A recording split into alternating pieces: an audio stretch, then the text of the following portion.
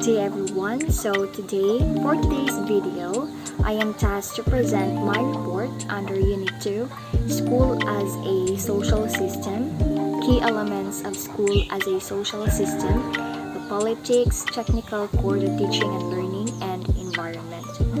So my topic is under the same umbrella as Ms. Rowena Babor's prior report. So are you now ready to know the other key elements? Let's go!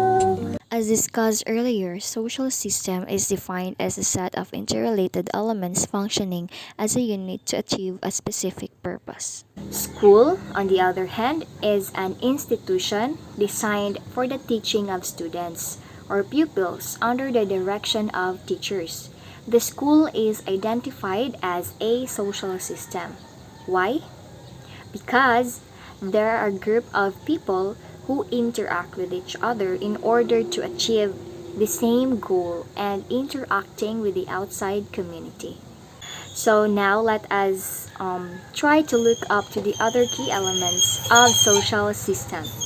So here is the politics, technical core, and the environment. So what is politics? States here that it is an informal power relations that develop spontaneously. It also emerges from the interaction of authority and power within an organization and the way how some individuals use their influence for their interest. So we have power and authority that is related to politics. Power is defined as the capacity to secure the dominance of one's goals or values over others. And school as an organization has the power to help accomplish the goals or objectives of the school. Authority, on the other hand, is the right or power to command, govern, or enforce obedience.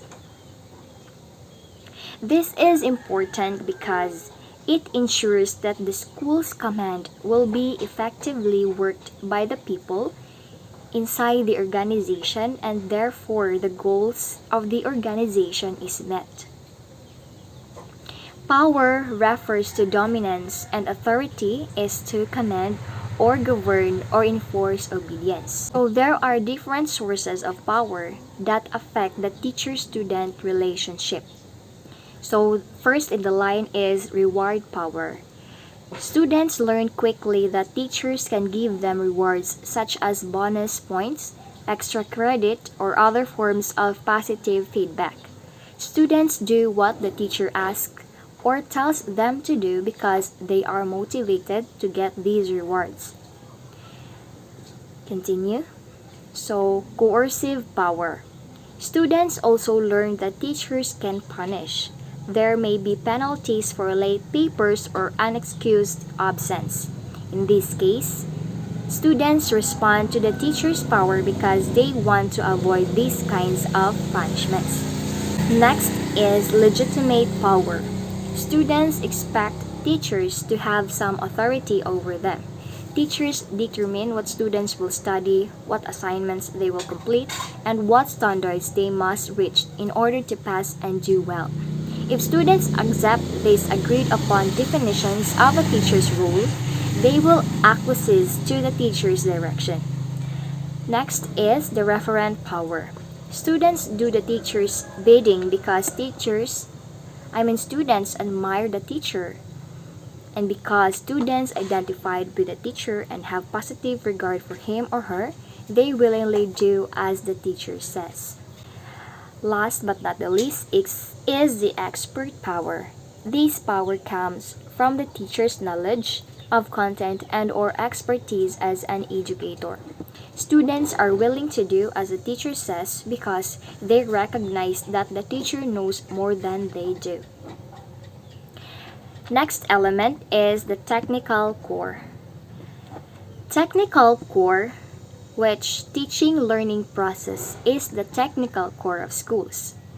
Teaching can be through teaching pedagogies, learning styles, strategies, techniques, approaches, and relationships. As defined, technical core is the structure of organization activity where the actual product of the organization is produced.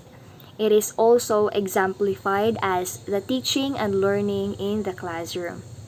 So the goal of technical core is to empower the students in all grades in their learning and assess in a meaningful and effective manner. The teaching and learning process is a process that includes many variables. These variables interact as learners work toward their goals and incorporate new knowledge, behaviors that add to the range of learning experiences. Teaching and learning process is through these strategies, these teaching pedagogies, learning styles, techniques, approaches, relationships, and among others. So discerning these concepts, it is truly that teaching and learning is the core, or are the core rather, since these are the ultimate role of school, teachers to teach and learners to learn.